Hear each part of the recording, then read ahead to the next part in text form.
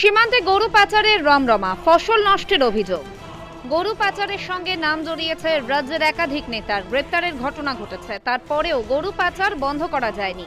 ফের গরু পাচারে চাষের জমির ফসল নষ্ট হওয়ায় আতঙ্কিত বাগদা থানার রণধার গ্রাম পঞ্চায়েতের সীমান্ত গ্রামের কৃষকেরা। অভিযোগ, রাতের অন্ধকারে পাচারকারীরা কৃষি ক্ষেতের মধ্য দিয়ে গরু নিয়ে যাচ্ছে। এরপরে ফসল নষ্ট হচ্ছে, আর্থিকভাবে ক্ষতিগ্রস্ত হচ্ছে চাষিরা। কৃষকদের বক্তব্য, বিএসএফ পুলিশ প্রশাসনকে জানিয়েও এখনো পাচার বন্ধ করা যায়নি। বিএসএফ এর পাশাপাশি তারা পুলিশের বিরুদ্ধেও ক্ষোভ উগড়ে দিয়েছেন, কারণ বাইরে থেকে গরু নিয়ে আসা হচ্ছে সীমান্তের গ্রামে।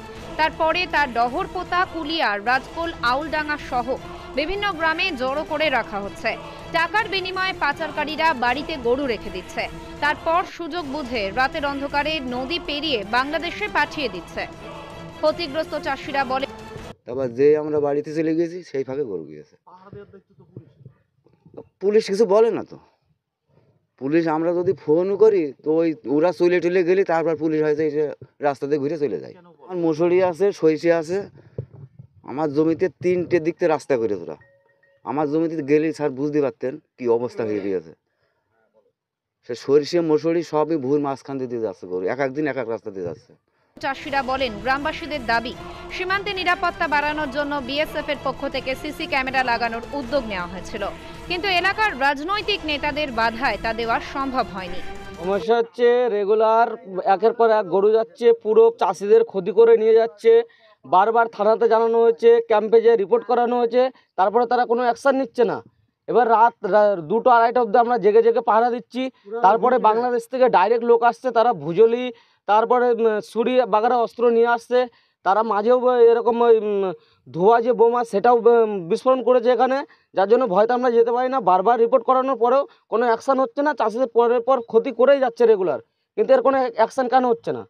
গ্রামবাসীদের প্রশ্ন, সীমান্তে গরু তো উড়ে আসে না। পাচারের সঙ্গে যুক্ত এলাকার লোকও আছে, বাংলাদেশের লোকও আছে, এর পেছনে বড় বড় মানে লিডাররাও আছে। এবার পাচার তো এখন বর্তমান গরু পাচার হচ্ছে, ধরো বহু কিছু শোনাও তো করবার ধরা পড়লো, বিএসএফে ধরলো। হ্যাঁ, শোনা 2-3 বার আমাদের এলাকার থেকে বহু শোনা ধরা পড়েছে, বিএসএফ প্রায় ধরেছে। আর চিনি গরুগুলো যেগুলো পাচার হয় সেগুলো তো উড়ে আসে না। না, গরুগুলো সারা পশ্চিম বাংলার ভিতর দিকেই সব আসছে। এই ধরো রাস্তা তো আর কম না, এখান থেকে এই হল করতে করতে আসে, গাড়িতে আসে বা কোথাও একদিকে নামায়, গাড়িতে নামিয়ে নিয়ে চলে যায়। এর সঙ্গে মোটামুটি ভালো ভালো লোক আছে এর পেছনে। পুলিশ তো আছেই।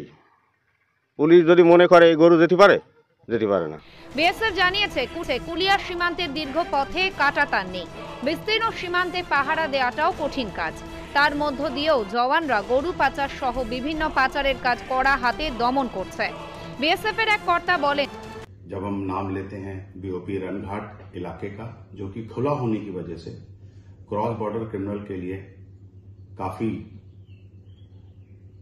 महत्वपूर्ण होता है और वो इसी इलाके का इस्तेमाल करके अपने क्राइम को अंजाम देते हैं। पिछले कुछ दिनों से ऐसे खुले इलाकों में sector frontier headquarter south Bengal BSF के सुझाव पर इलाका रनघाट और नदिया डिस्ट्रिक्ट के खुले हुए बॉर्डर एरियाज को स्पेशल अभियान चलाकर फेंसिंग में तब्दीली, ऑब्स्टिकल सिस्टम में तब्दीली, कैमरा सिस्टम के द्वारा निगरानी करते हुए हमारे जवानों ने बहुत मुस्तैदी से इस इलाके में ड्यूटी कर बॉर्डर क्राइम के ऊपर काफी रोक लगाने में कामयाब हुए। যদিও পুলিশ জানিয়েছে গরু পাচার সহ যে কোনো চোরাচালানের বিরুদ্ধে নিয়মিত ধরপাকড় চালানো হয়।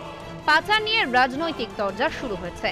বিজেপির বনগাঁ সাংগঠনিক জেলা সভাপতি দেবদাস মণ্ডল বলেন, প্রধানই জড়িয়ে রয়েছে, তারা নিজেরা গিয়ে বাধা দেয়, ওখানে মেম্বাররা গিয়ে তৃণমূলের ওরা বাধা দেয়। কারণ আপনারা খোঁজ নিয়ে দেখুন, ওখানে যে সিসিটিভি ক্যামেরা বিএসএফের আছে সেটাও ভেঙে দিয়েছে এই তৃণমূলেরা।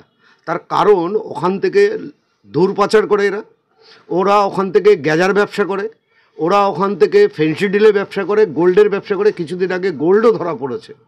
তাহলে ফেন্সিংগুলো যদি ফেন্সিং হয়, কাঁটাতারের বেড়া হয়, তাহলে লস তৃণমূলের। যেমন তৃণমূলের যারা ব্লাকার আছে বর্ডার বেল্টে, তাদের সোনা পাচার করতে পারবে না যদি ফেন্সিং হয়। গরু পাচার করতে পারবে না তারা। যে ফেন্সিংটা যদি হয় তাদের 2 নম্বরই ব্যবসা বন্ধ হয়ে যাবে।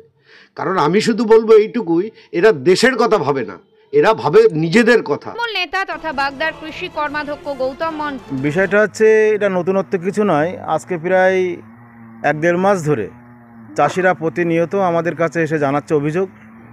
এই ব্যাপারটা নিয়ে আমাদের এখানে যে কুলিয়া যে বিএসএফ ক্যাম্প, আমরা কুলিয়া বিএসএফ ক্যাম্পেও কোম্পানি কমান্ডার থেকে শুরু করে প্রশাসনিক যারা আছে দপ্তরের, আমরা সবাইকে জানিয়েছি। বিএসএফ যদি সচেষ্ট হতো তাহলে এখানে আমাদের প্রায় ফেন্সিং হয়ে গেছে, ওদিকে মধুপুর থেকে কাশীপুরি পর্যন্ত। এই দিকে যে ফাঁকা জায়গাটা আছে সামান্য একটু জায়গা, যদি বিএসএফ সঠিকভাবে গাইডলাইন দিত বা বিএসএফ সঠিকভাবে ব্যবস্থা নিত, তাহলে কিন্তু আজকের এই এখান থেকে গরু পাচার হতে পারতো না। গ্রামবাসীরা চাইছেন দ্রুত গরু পাচার বন্ধ হোক। তারা সর্বশান্ত হতে বসেছেন, আর যেন তাদের আর্থিক ক্ষতি না হয়।